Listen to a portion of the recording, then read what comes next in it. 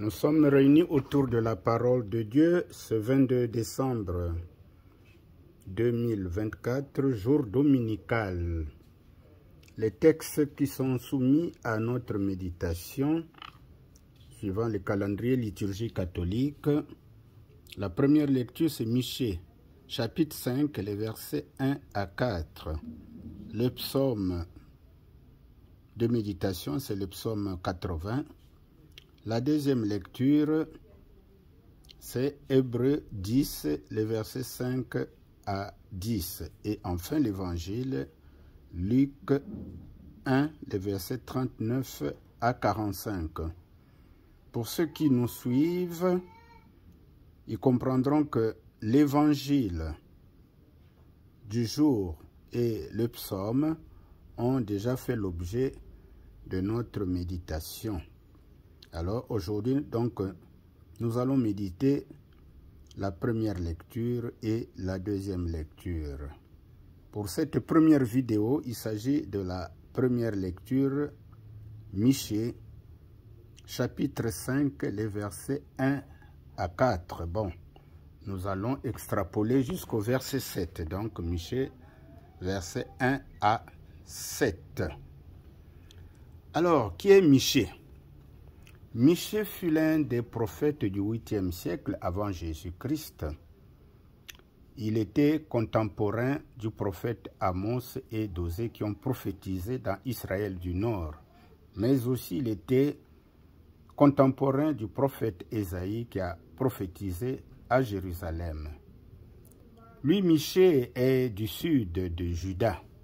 Son message s'adresse à Samarie et à Jérusalem, capitales respectives d'Israël et de Juda. Au milieu du siècle, disons au milieu du siège assyrien, Michée parle d'un libérateur. Le dernier libérateur qui viendra de Bethléem comme David. C'est donc de Bethléem que naîtra celui qui doit régner sur Israël. Mais comme ses origines remontent aux temps anciens, il est fait allusion ici au Messie.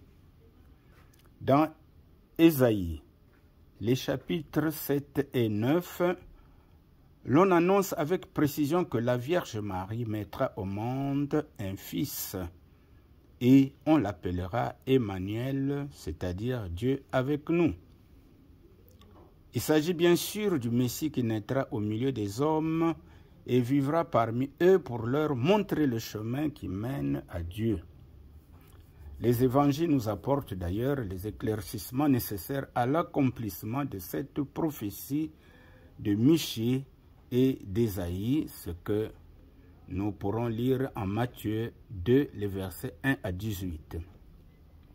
Retenons cependant qu'à l'horizon de Michée, ce futur roi de Sion qui naîtra à Bethléem aura pour mission la délivrance d'Israël de l'Assyrie. Mais au-delà de cet horizon-là, dans le lointain, paraît le majestueux personnage du futur roi messianique dont l'origine remonte loin dans le passé à l'éternité, ce que nous dit d'ailleurs le verset 1 de notre texte. Au verset 4, il est même fait allusion de la Syrie qui assiégera Sion, mais qui au final, Sion obtiendra délivrance par l'ange de Dieu. Alors, quand on parle de Sion ici, on fait allusion à Israël et particulièrement à Jérusalem. Alors c'est ici l'image de la délivrance de l'humanité opérée par le Messie.